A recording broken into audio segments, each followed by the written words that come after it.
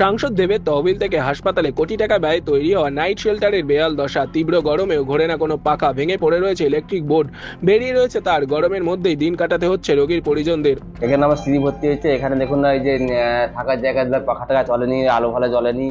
এখানে সারা রাত্রে থাকতে খুব কষ্ট হচ্ছে। আর এখানে হাসপাতালে দিকে জানানো হয়েছিল বাগানোর জন্য, ওরা বাগায়নি। বললো ঠিক আছে, লোক আসবে, তারা বাগিয়ে যাবে বলে। কাল থেকে তো আজ পর্যন্ত কেটে গেল, এখনো পর্যন্ত কোনো লোকই আসেনি।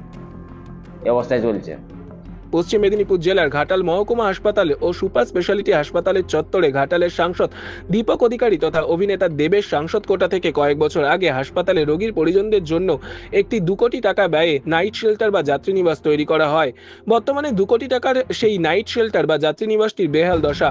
তীব্র গরমে ঘোরে না কোনো পাখা, ভেঙে পড়ে রয়েছে পাখা, এমনকি ইলেকট্রিকের বোর্ড ভেঙে বেরিয়ে রয়েছে তার। তীব্র গরমের মধ্যে চরম সমস্যায় রোগীর পরিজনেরা। এখানেতে আমার মাসিমণি ভর্তি রয়েছে। তো সমস্যা হচ্ছে বলতে এখানেতে এই রুমেতে যেখানে রুগীর পরিবার থাকার জন্য রুম করা আছে দুটো, এই রুমেতে 4টে ফ্যান আছে, ওই রুমেতে 4টে ফ্যান আছে। 4টে ফ্যানই বন্ধ, দীর্ঘদিন ধরে এগুলো বন্ধ রয়েছে। এখানে থাকার খুব অসুবিধা হচ্ছে, রাত্রে শোবার অসুবিধা হচ্ছে, মশাই খেয়ে নিচ্ছে, প্রচন্ড গরমে অসুবিধা হচ্ছে। আমি কালকে বলেছিলাম ওখানেতে যে এরকম অসুবিধা হচ্ছে, দেখুন বিষয়টা। ওরা তো কোনো কিছু দেখলো না, কোনো গুরুত্বই দিল না। এইভাবে খারাপ হয়ে পড়ে আছে, অনেক কষ্টের মধ্যে। শুধু আমি না, আরও এখানে অনেক লোক থাকে, অনেক লোক আসে। প্রত্যেকেরই অসুবিধা হয়, প্রত্যেকেরই কষ্ট হয়।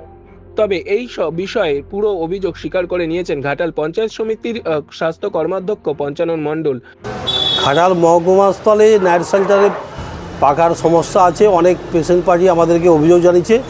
সুপারের সাথে কথা বলছি, চেষ্টা করছি যাতে করে তাড়াতাড়ি নাইট শেল্টারে পাখাগুলো লাগানো হয় এবং পেশেন্টটিকে গরমের হাত থেকে রক্ষা করা যায়।